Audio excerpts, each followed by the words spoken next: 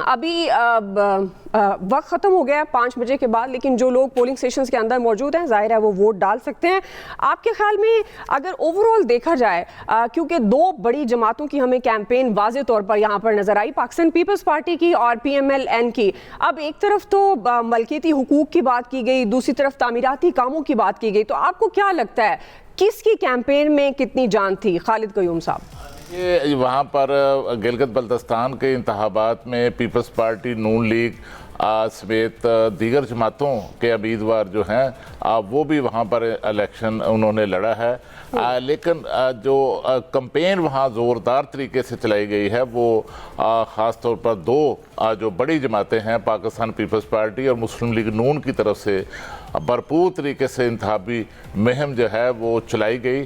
और बज़ाहिर आज पोलिंग के अमल के दौरान भी जो सूरत हाल सामने रही और पिछले कुछ दिनों से जो आखिरी दिनों में इंतखाबी मुहिम को भी देखा गया, उसके मुताबिक दो पीपल्स पार्टी और नून लीग में जो हैं वो बड़े कांटेदार मुकाबले बज़ाहिर जो हैं वो लग रहे हैं। कई हलकों के अंदर जो इस्तेहकाम पार्टी है उनके पास भी कुछ जो है वो अच्छे मजबूत इलेक्टेबल जो हैं वो मौजूद हैं। कुछ आज़ाद उम्मीदवार जो हैं वो भी इन हलकों के अंदर इलेक्शन उन्होंने भी लड़ा है। और ख़ास तौर पर देखिए जो बड़े और दिलचस्प जो मुकाबले वहाँ पर नज़र आए हैं उनमें गिलगित के अंदर गिलगित 2 का जो हलका है वहाँ पर मुस्लिम लीग नून के जो साबिक वज़ीर आला हैं हफीज़ुर रहमान वो लड़ रहे हैं। उनके मुकाबले में पीपल्स पार्टी के जमील अहमद जो हैं वो इलेक्शन लड़ रहे हैं। और पिछले जमील अहमद जो हैं वो पिछले इलेक्शन में जो है वो इलेक्शन जो है वो उनका मुतनादा हुआ, लेकिन बाद में उनको वहाँ से जो है वो कामयाब करार दे दिया गया। उनसे पहले वहाँ पर जो है PTI के जो उम्मीदवार थे उनको जितवाया गया था।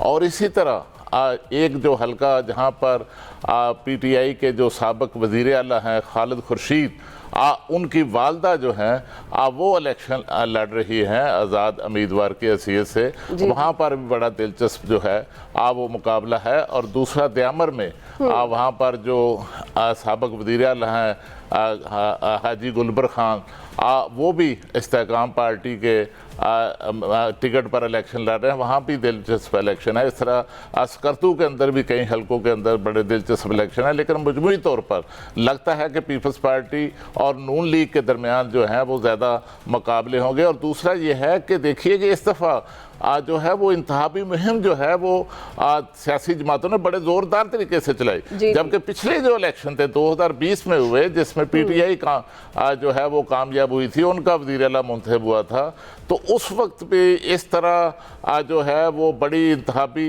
मुहिम जो है वो उस तरह सारी सियासी जमातों की नज़र नहीं आई। हाँ, पीपल्स पार्टी के चेयरमैन बिलावल भुट्टो जरदारी ने उस वक्त भी बड़े वहाँ पर जलसे किए, लेकिन वहाँ पर इतना खुलकर माहौल जो है वो इंतखाबी माहौल वहाँ नहीं बन सका था जितना इस बार जो है वो इंतखाबी माहौल जो है वो बन सका। उसकी एक वजह ये भी है कि पीपल्स पार्टी, नून लीग, इस्तेहकाम पार्टी जो वहाँ पर नुमाया पार्टी है, बल्कि काफ लीग के भी उम्मीदवार हैं 10 के करीब 11 हलकों में उन्होंने दिए हैं। तो ये सारी जमातें जो हैं मुस्लिम लीग नून हुकूमत में है और बाकी जमातें जो हैं उनकी इत्तेहादी हैं। तो इस तरह बज़ाहिर जो है जो सूरत हाल वहाँ नज़र आई है, वहाँ ऐसे लगा है कि तकरीबन तमाम जमातों को, जो ये जमातें जिनका मैंने नाम लिया है, इनको वहाँ पर अच्छा साजगार जो माहौल है इंतखाबी मुहिम के लिए मिला है। लेकिन ये भी हकीकत है कि हमेशा से गिलगित बल्तिस्तान के अंदर आज ये रवायत रही है 2009 के जो इंतखाबात पीपल्स पार्टी के दौर में हुए पहले, उस वक्त से लेकर आज जो है वो 2020 तक जिस पार्टी की वफाक के अंदर हुकूमत रही है, हुकूमत होती है, उस पार्टी की हुकूमत ही जो है वो वहाँ पर गिलगित बल्तिस्तान में बनती रही है। और ख़ास तौर पर 2009 में पीपल्स पार्टी वफाक में थी, पीपल्स पार्टी की वहाँ हुकूमत बन गई।